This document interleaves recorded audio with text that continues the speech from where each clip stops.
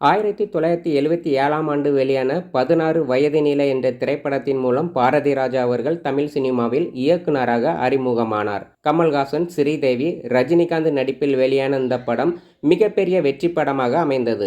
1985ஆம் ஆண்டு நடிகர் திலகம், சிவாஜி கணேசன், நடிகர் ராதா நடிப்பில் வெளியான திரைப்படம் முதல் மரியாதை. வயதான ஒருவருக்கும் இளம் பெண்ணுக்கும் இடையே உள்ள தூய்மையான அன்பை விவரிக்கும் காலத்தால் அழியாத காவியமாக முதல் மரியாதை திரைப்படம் அமைந்தது. 1978ஆம் ஆண்டு கமல்ஹாசன், ஸ்ரீதேவி நடிப்பில் வெளியான திரைப்படம் சிகப்பு ரோஜாக்கள். இந்த படம் தமிழ்நாடு, ஆந்திரா மற்றும் கர்நாடகாவில் 175 நாட்கள் ஓடி வெள்ளி விழா கொண்டாடியது.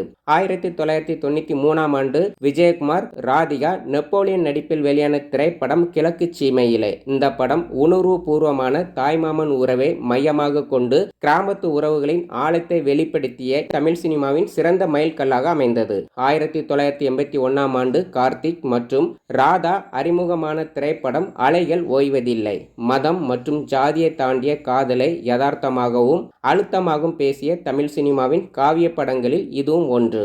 1994ஆம் ஆண்டு நடிகர் ராஜா, ராஜஸ்ரீ, மகேஸ்வரி நடிப்பில் வெளியான திரைப்படம் கருத்தம்மா. பெண் சிசு கொலை மற்றும் வரதட்சணை கொடுமைகளை மையமாக கொண்டு சமூக விழிப்புணர்வு பற்றிய படமாக கருத்தம்மா திரைப்படம் அமைந்தது.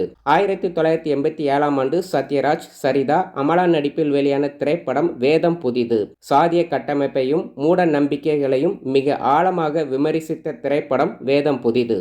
1986ஆம் ஆண்டு சத்யராஜ், ரேகா நடிப்பில் வெளியான திரைப்படம் கடலோர கவிதைகள். இந்த படம் தமிழ் சினிமாவின் மாபெரும் காதல் காவியமாக அமைந்தது. 1985ஆம் ஆண்டு கமல்ஹாசன், ராதா, ரேவதி நடிப்பில் வெளியான திரைப்படம் ஒரு கைதியின் டைரி. இந்த படம் 175 நாட்கள் ஓடி வெள்ளி விழா கொண்டாடியது. 1981ஆம் ஆண்டு கமல்ஹாசன், மாதவி, ராதா நடிப்பில் வெளியான திரைப்படம் டிக் டிக் டிக். கிராமத்து கதைகளை மட்டும் இயக்கும் இயக்குனர் என்ற பிம்பத்தை உடைத்து பாரதி ராஜா அவர்கள் வித்தியாசமான த்ரில்லர் படத்தை உருவாக்கினார்.